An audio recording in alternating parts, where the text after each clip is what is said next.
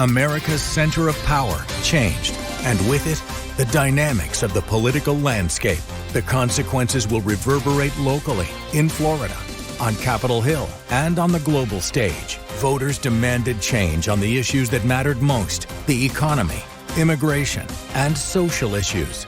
Now, News4JAX goes beyond the headlines with political analysts who provide unique context and perspective. Experts focused on the issues making headlines. This is Politics and Power. Since the U.S. won its independence in 1776, 17 popes presided over the Catholic Church. Until May 8th, 2025, none of the men who held the post in the Vatican was from the United States. History was made that day when Robert Prevost emerged on the balcony and proclaimed to the thousands of people from around the world who amassed below in St. Peter's Square, and pardon me here because my Latin is not very good, La pace sia con tutti voi. Pope Leo XIV's first words were, "Peace be with you all." It was stunning news because no one thought an American would or could become pope. Yet this son of Chicago's South Side won the majority vote of the conclave. The 267th Bishop of Rome succeeds Francis. Pope Francis was socially liberal, yet held church doctrine true to his heart. He was one of the most liberal and controversial Catholic leaders ever, according to those who analyze church politics. Leo's politics are thought to be even more moderate. Welcome to Politics and Power. I'm Bruce Hamilton. Joining me, my longtime friend, the very Reverend Father Tom Willis, the spiritual leader of St. Mark Catholic Church in the Diocese of St. Augustine. Always a pleasure. Thanks, Bruce. Thanks for having me. How was my Latin?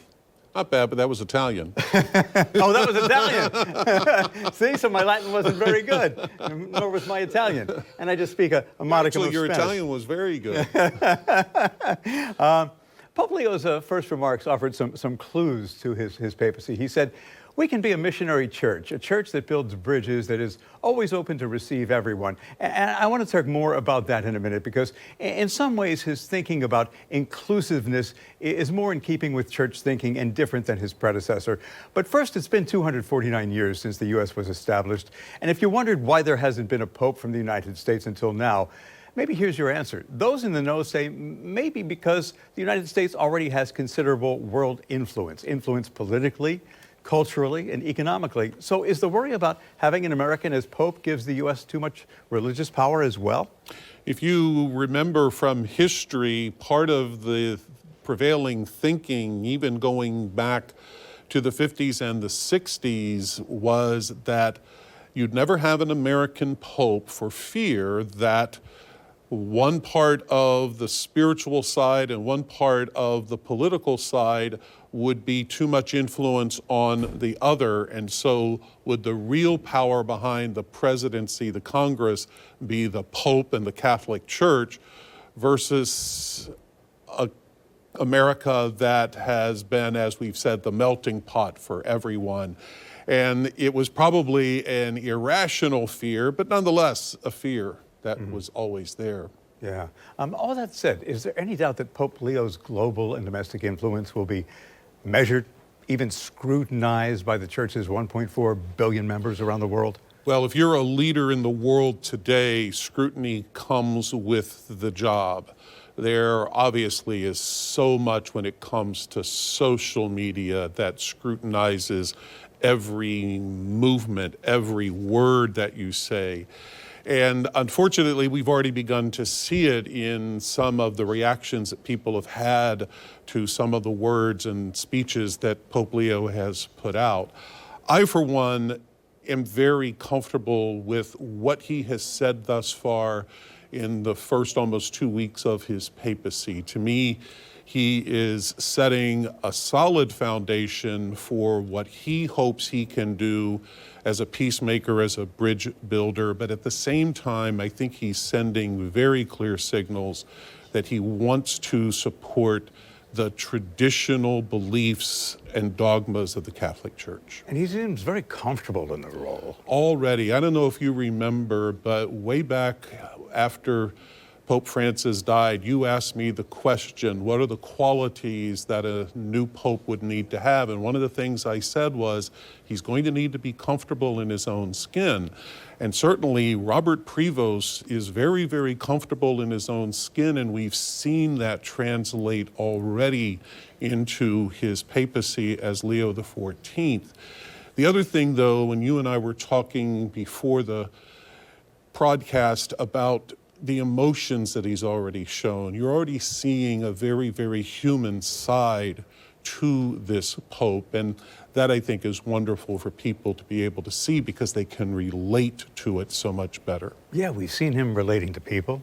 We saw that very human, emotional side when he got the fisherman's ring. Yes, when Cardinal Tagle put the ring on him, they had, I would have loved to have heard what those sentiments that were exchanged between them. But after Cardinal Tagle exited the stage, all of a sudden, Pope Leo looks at that ring and he brings his hand up to his face, and you can see he is caught up in the moment. He is very aware of the weight that that small piece of jewelry has put on his shoulders and in his life. And from what I understand, for those that were there inside the conclave, when he accepted the role, he was very aware as well.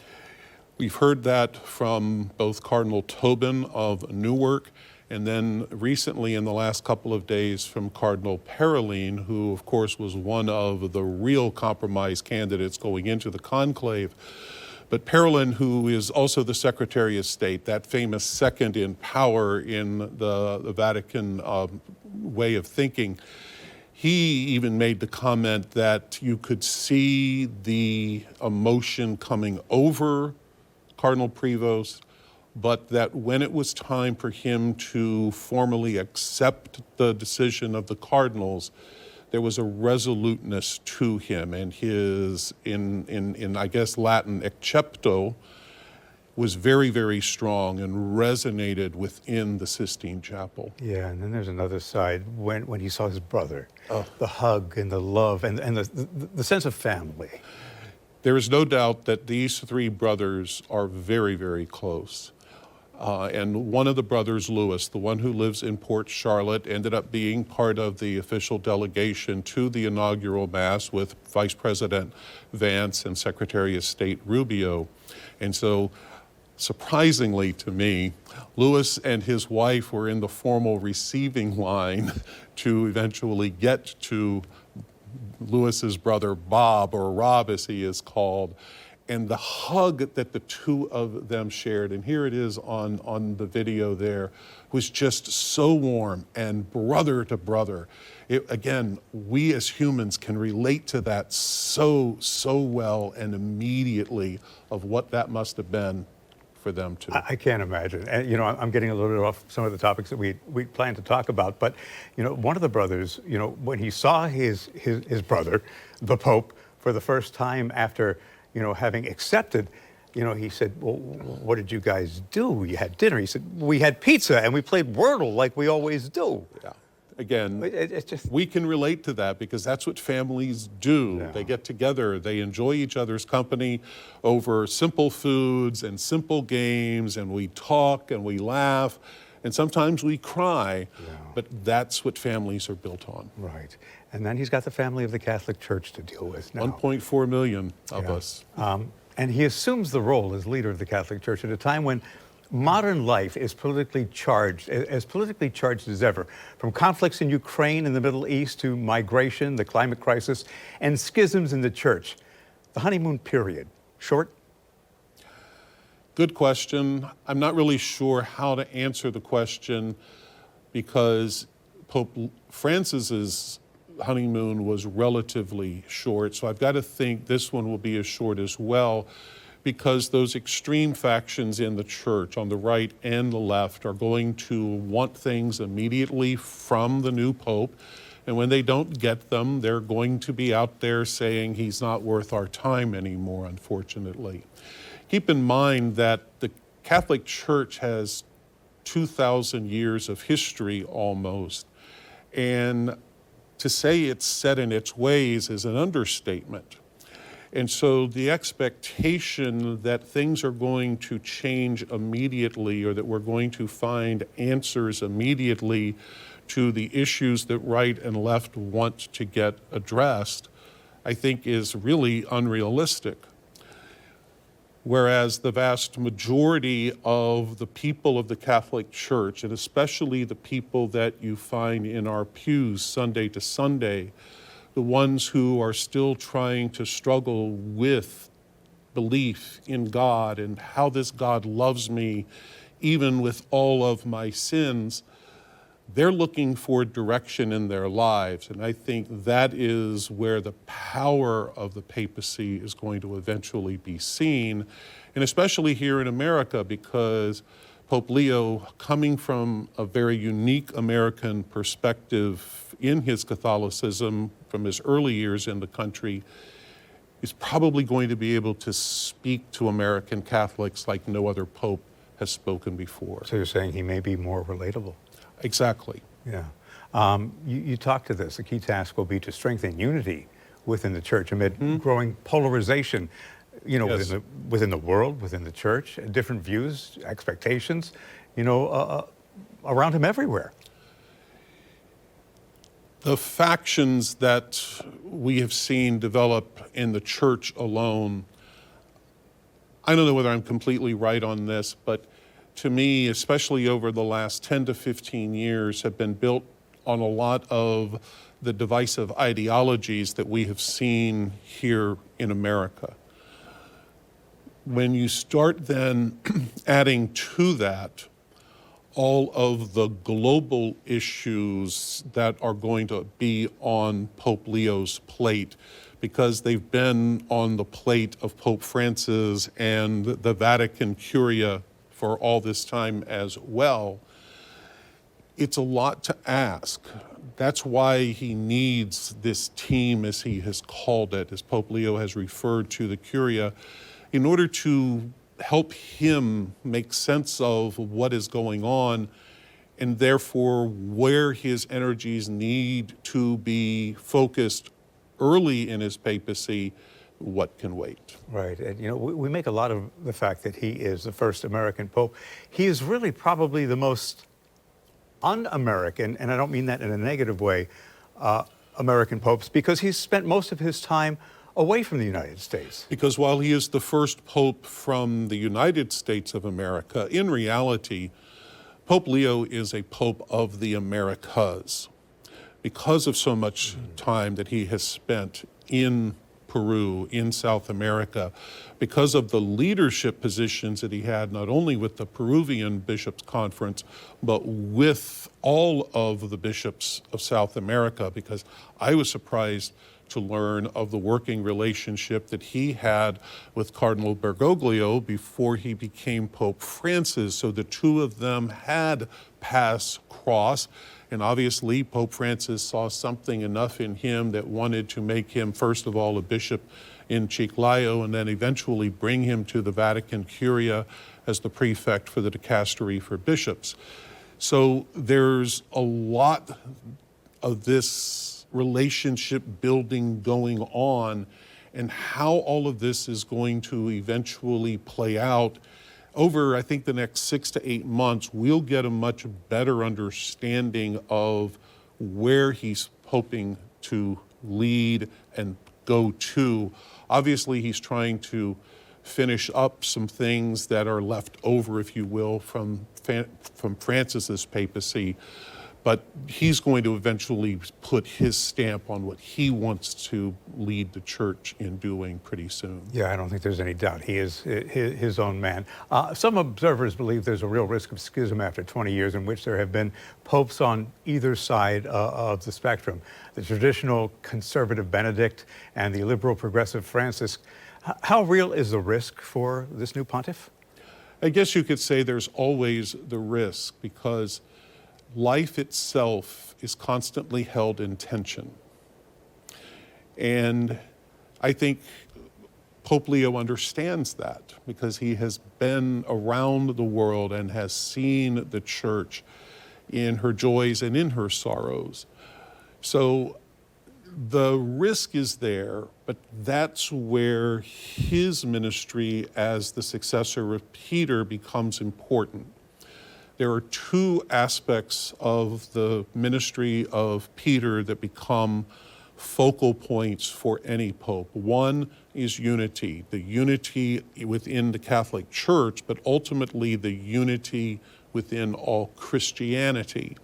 And then secondly, to minister in charity, to recognize that the greatest gift of who God is in the scriptures is the gift of love, the gift of charity. And so in unity and in charity, that's how you hold the church together. So I hope that when he is talking about being a bridge builder, Pope Leo is also expressing his desire to reach out to those factions on the fringes that may cause schism to say, let's talk. Let's find out where our common origins are. Let's find out where we commonly agree, and then let's figure out how we address the differences. Right, and as very comfortable and casual as he may seem, I also think he's very intentional, going back to my Italian in the beginning, not my Latin.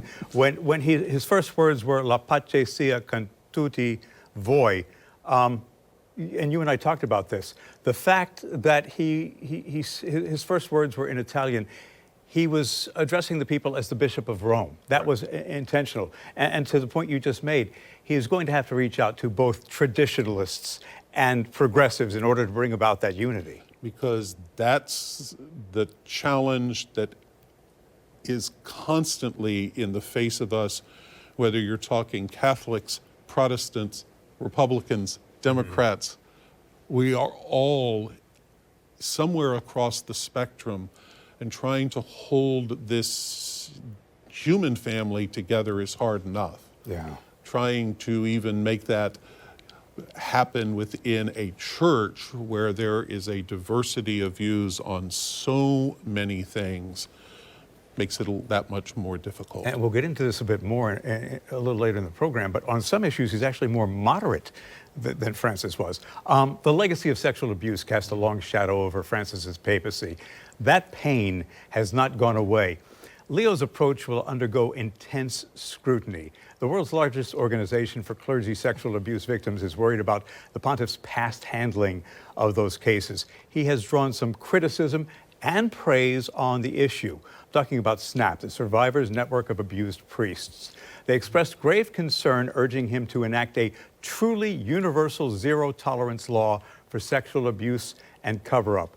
Is he going to have to take a tougher stance on the issue than did Francis?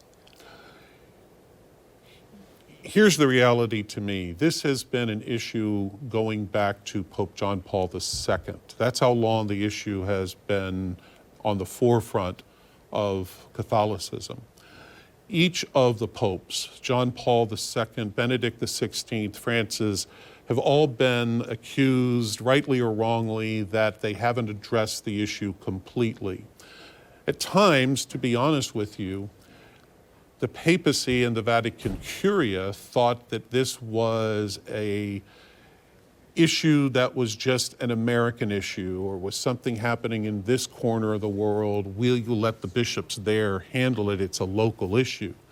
Then they began to realize it was a universal issue. And that's where the real calls then came from groups like SNAP to say, there has to be a zero tolerance policy for this completely throughout the church.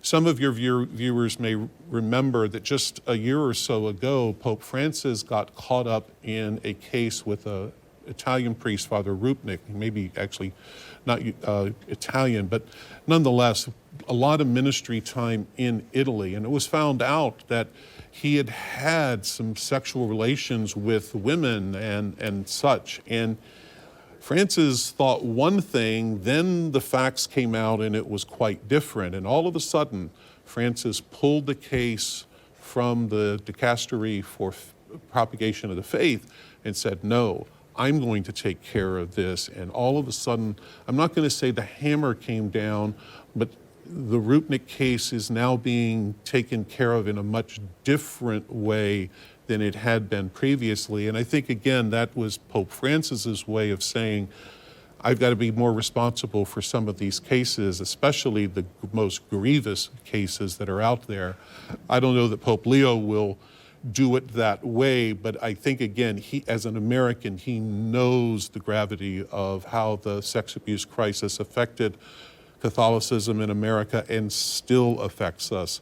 So my suspicion is he's going to want to remain on the forefront of this and making sure that the Catholic Church is doing all it can to respond to it, but root it out as well. Right. He's also going to have to deal with the issue of Vatican finances, which they're a mess. Two things that Pope Leo needs to give his attention: general oversight and transparency. There was significant progress under Pope Francis, but there's still a lot more to do. I think there's always going to be more to do. I've heard it described that the Vatican finances are a labyrinth that no one will ever be able to get control of. And this goes back years. That's just it. It goes back years. And again, I'm not an expert on Vatican finances in any way, shape, or form, but even from what I've read over the last several years, part of the challenge has been for Pope Francis is that you think that there is one budget for everybody when in fact there are certain offices that operate under their own budgets that aren't approved ultimately by the supreme legislature in the church, who is the Pope. That's approved by the cardinal prefect of that particular dicastery or commission or whatever. It's a large business. And I guess the best way to maybe try to understand it is think of the budget of the United States of America. It's almost impossible to understand from just a basic perspective, let alone from an accounting perspective. I can't imagine what a universal organization like the Catholic Church is, but nonetheless, when people are giving money, you have to find a way to be accountable for their donations and transparent to what those donations are going for. That's another problem that he's going to have to tackle. Another key split in the church between those who believe the church should welcome everyone, including those whose lives don't match, how do I put this, traditional church teachings, and those who think that only those committed to unwavering Catholic doctrine should be admitted into the church's fold. While Francis was known for his efforts to make the church more open to members of the LGBTQ plus community asking, "Who am I to judge?" From what we're hearing, Leo may not follow in his footsteps. He gave an address in 2012 when he was a cardinal. He expressed concern that Western culture promotes enormous sympathy for beliefs and practices that are at odds with the gospel, specifically referencing abortion, the homosexual lifestyle, and alternative families comprised of same-sex partners and their adopted children. Could this be a source of tension for the new pope to navigate? I'm going to answer this in a way that I hope doesn't become too long and convoluted. If you go back to 2005, after Pope John Paul II died, in the Mass that led into the conclave that would elect him as Benedict XVI, Joseph Cardinal Ratzinger gave what I think is one of the most wonderful homilies on the threat of relativism in the world today. That if everything is okay, nothing is okay. If everything is holy, then really nothing is holy. And my suspicion is that in Cardinal Prevost, Pope Leo's response that we've already heard thus far is that he's basically saying we've got to be careful that being relevant for everybody has a tendency then to water down the truths of the faith that the Catholic Church has held. And it's not that we want to reject people.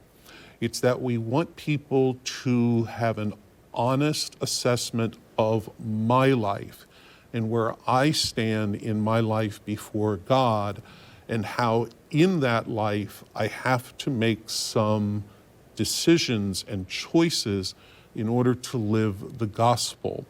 And so when you then jump forward to a person like Pope Francis, who am I to judge? I'm not thinking that he was saying that he's sitting there to condemn or approve. I think what he was ultimately pointing to, that he wants to see a church who is walking with everyone, including people who are wondering where I stand in the great panoply of humanity before a God that you in the Catholic Church would say would readily condemn me. Francis, and I think Pope Leo would agree, we want to walk with them and say, you're still accepted by God. Here are the areas of your life. Just I have to work in the areas of my life in order to be more in concert with the gospel of Christ and the love of God. So to put that in perspective, is it that there is church doctrine, we want to be accepting, we are open to accepting everybody, we want to stay out of the politics? That may be an oversimplification, but yes, there are three levels. It's a very touchy issue. It is very, but there are three levels of church teaching. Dogma, which can't change. Mm-hmm. Doctrine, which really becomes the backbone of the teaching authority of the church, and discipline. Discipline can change left and right. John the 23rd is famous for saying, with a stroke of the pen, I could have gotten rid of mandatory priestly celibacy years ago. I didn't, because it causes a whole other set of issues that need to be addressed. The discipline is where at times the rubber meets the road, because it's in those things that the church has the ability to address and change and massage in different ways. The church's understanding, because it comes from what we consider divine revelation of marriage between man and woman, is biblically based in the book of Genesis, okay? We don't feel that because it is divine revelation, the revelation directly from God, that we can change that. The question is, how do we help people who do not have that same basic belief or that same core identity in them to understand that they still have a place in God's family? In other words, you're welcome to come to church. We're not going to give you a marriage certificate. Correct. I mean, bottom line, that would be it, but that does not mean that we can't find a way for them to be active members of the church, participating in the life of the church. We're not going to judge you. We're going to do our best not to judge you. Correct. Another issue on the radar may be women in the church. Francis appointed women to key Vatican posts, but stopped short of having them serve as priests or deacons. Leo apparently opposes the idea of ordaining women as deacons, and that's in keeping with thousands of years of Catholic understanding, but there may be many women who disagree. Now, I do have to say that in his first Mass, Leo did have women who participated, but when it comes to ordaining women, from what I've heard, he is in line with Francis. So the point I made just a moment ago about those three levels of church teaching, when it comes to the sacramental life of the church, of which we believe the sacrament of holy orders for those who are ordained as deacons, priests, and bishops, is part of that dogmatic level of teaching. So that becomes very, very difficult to change. Unfortunately, while there are some things that a pope can do from what we here in America would know as an executive order, dogma is not something he can change on his own. So in order to even consider the possibility of opening ordination to women, even at its lowest rank of deacons, is going to take a much broader and longer conversation and deliberations. And again, I'm not an expert on this, but my sense tells me that to even consider changing the present rules and discipline for ordination for men and women, that's going to take a council of the church. And I'm not sure the church is ready for that, because when you go to other parts of the world, the status of women is still, at times, they're second-class citizens or even lower, very different than in America and Western Europe and in other parts of the world, where they have, we've seen, rightfully fought for their rights to vote and status and all, but in other parts of the world that hasn't happened. And so for them to be able to step up and be leaders of a religious organization, the church would question, is that even possible right now? He doesn't have executive order like certain presidents. He does not. A bit more about the American Pope, and we touched on this. The reality is he may have been born on Chicago's South Side, but the better part of his life is rooted in the Latin American experience. That means he has a global outlook, American by birth with an international view. It'll still be interesting to see how he straddles the two worlds, especially with President Trump's agenda. The authors of a number of published articles suggest Leo's agenda is in contrast to the America First agenda of the Trump administration. The late Pope Francis challenged Donald Trump on immigration, climate change, and poverty. The Chicago-born Robert Prevost already tangled with Vice President J.D. Vance when he was a cardinal. In February, a social media account under then Cardinal Prevost's name challenged Vance on X, repeating a headline from the National Catholic Reporter, J.D. Vance is wrong. Jesus does not ask us to rank our love for others. He is not afraid to get political. No, because one of the responsibilities of the papal office, the papal ministry, is to teach.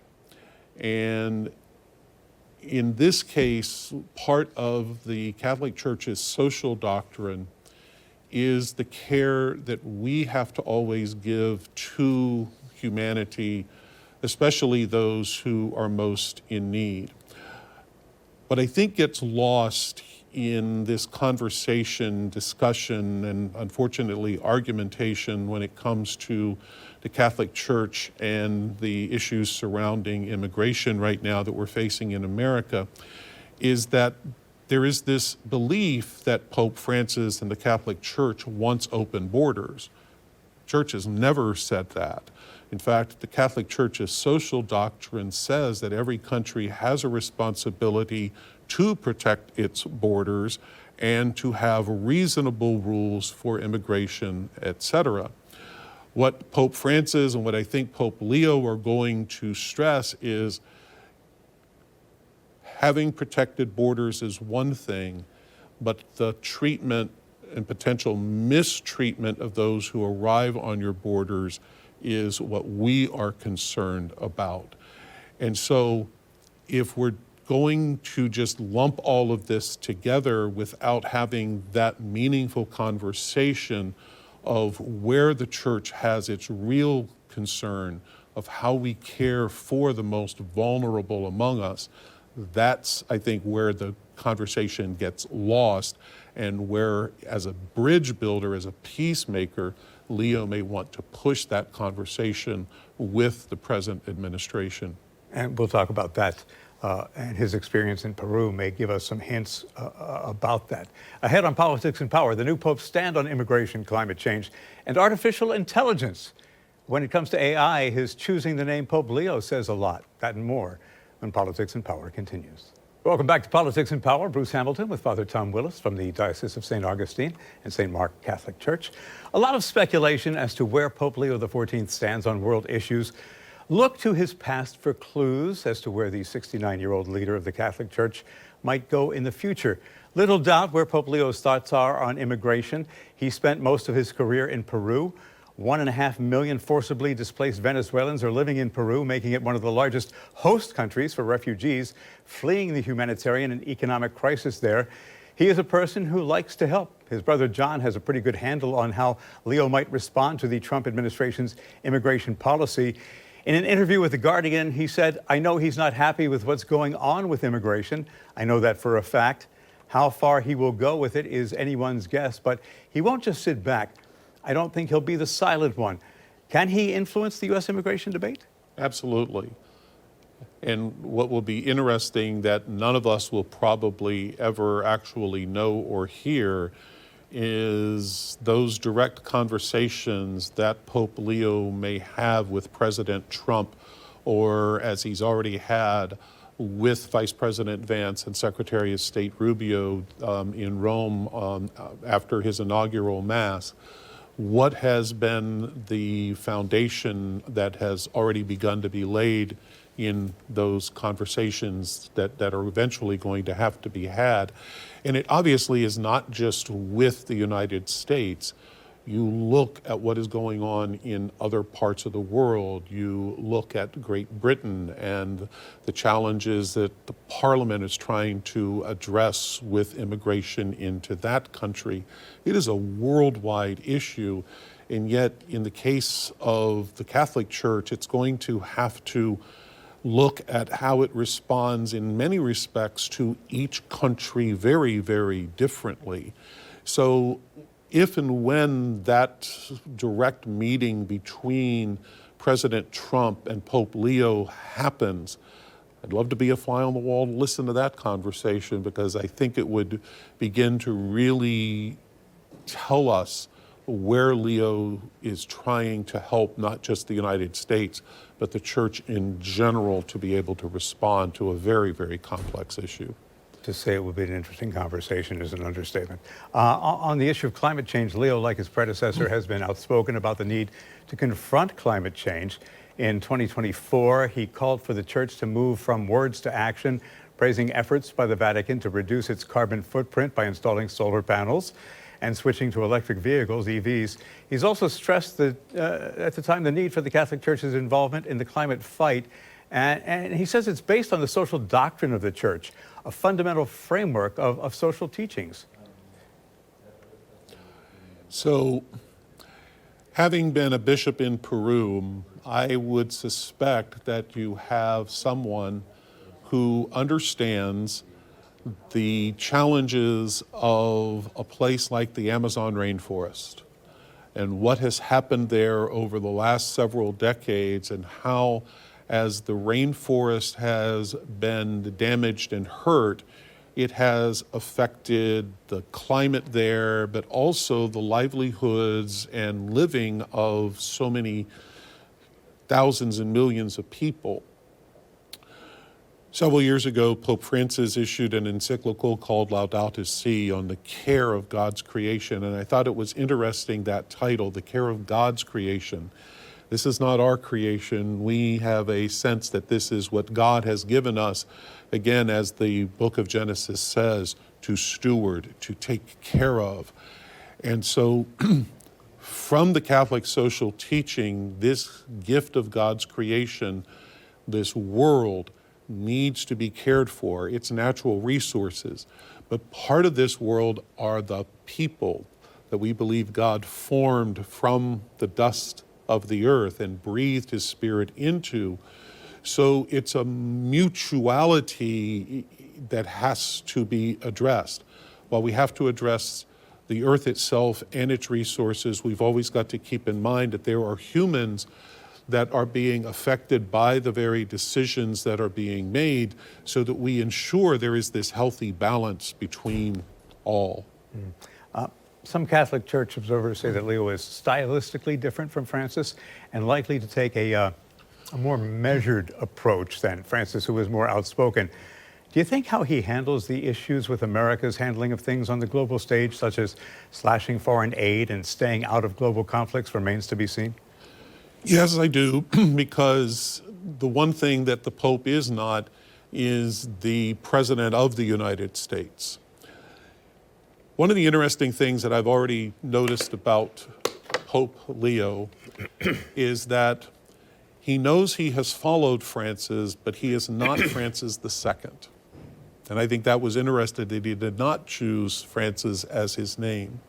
By choosing Leo, he ultimately said, I am going to keep my personality, what I think is important, in the forefront.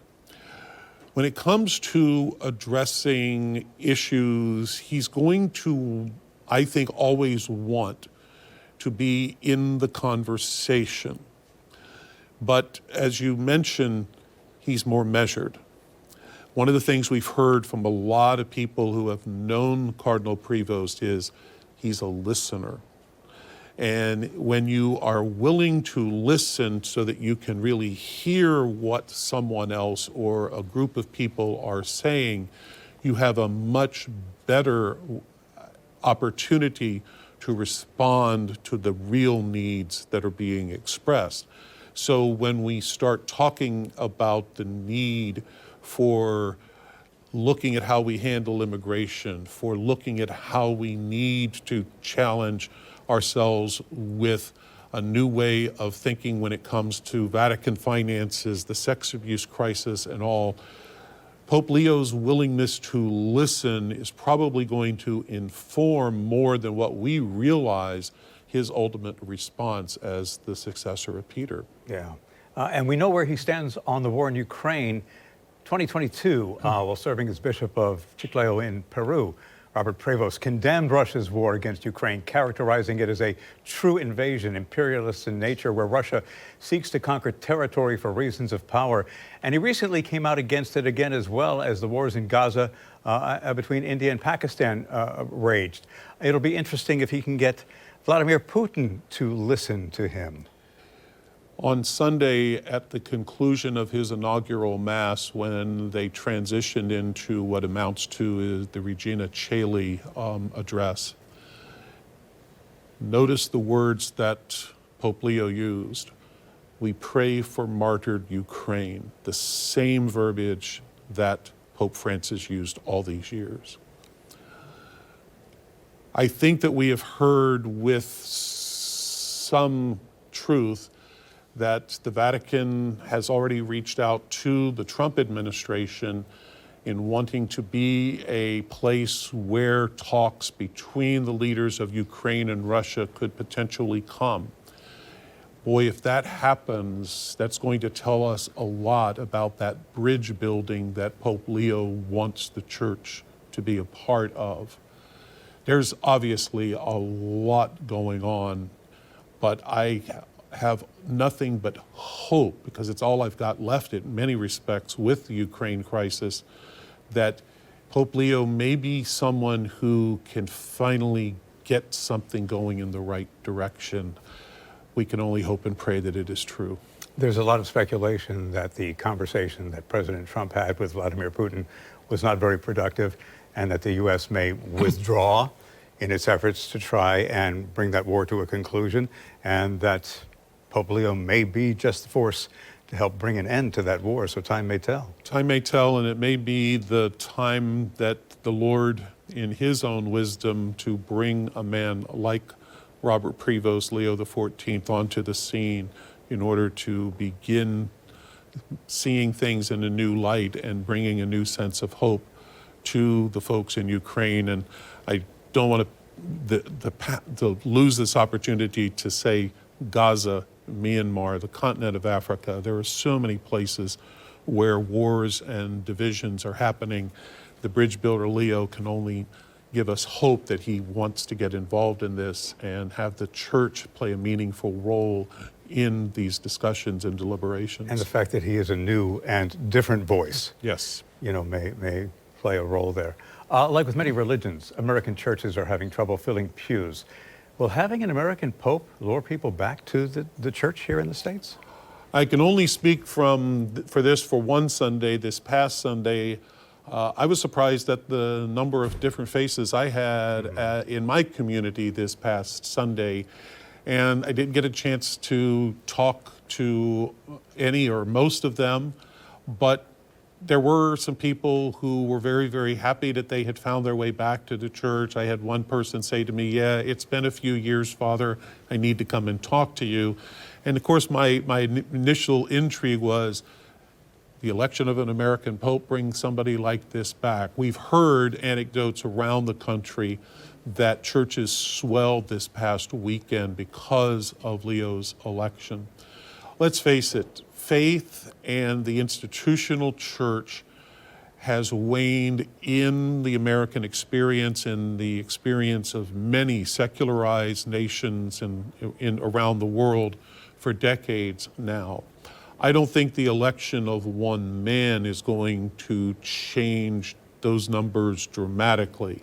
What will have to happen is the people who are committed to their faith and committed, in this case, to the Catholic Church, have to be the people who go out and meet these folks who are no longer actively practicing their faith and inviting them back one by one, saying, come, give it a try. Let me have you talk to our priest, our pastor, and maybe the two of you can find out that there is a way for you to get back into the church. Leo can say a lot of things in order to inspire that, but it's going to take people in the old boots on the ground to get that to really happen. But I wonder out loud if it's not just the Catholic Church that he can draw people. He can renew faith and restore faith, in people of all religions and faiths. And there's some symbolic things that are happening. I know that in Chicago, there's an effort right now to rebuild the church where he grew up. And little things, at the stadium, where the Chicago White Sox won the World Series, there is a little monument that they built.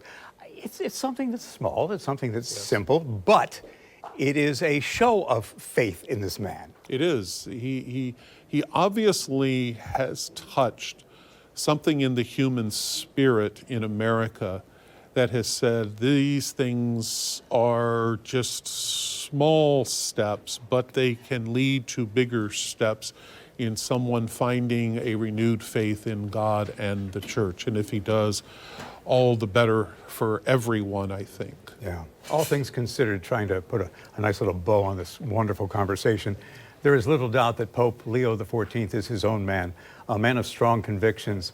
Will he be a moral voice for the Vatican and a pope who ushers in a transformative era? Well, again, as you and I have talked over the last several weeks, that moral compass is part of what the world as a whole looks to the Bishop of Rome to provide. And I don't think there's any doubt, just in the things that I have seen thus far in what Pope Leo has said, in a lot that we have heard that he said in his previous years as cardinal, as bishop, as priest, this man has a true sense of his moral purpose for the good of humanity. If he's convinced of that in himself, I think it becomes a lot more possible for him to be that moral voice, to be that moral compass in the world. Again, I'm coming from a viewpoint of Christianity and the Christian gospel, but the world needs that right now. There is so much out there that is confusing. It's a cacophony of voices and people speaking over, around, and through each other. I would hope that the voice of Pope Leo can help us recenter ourselves so that we can get to a point where there is mutual respect, there is reverence for who we have been made in the image and likeness of, so that as a human family, we can advance for the good of all. On that very positive note, thank you for watching Politics and Power. See why every day more people are choosing News4JAX, Northeast Florida and South Georgia's #1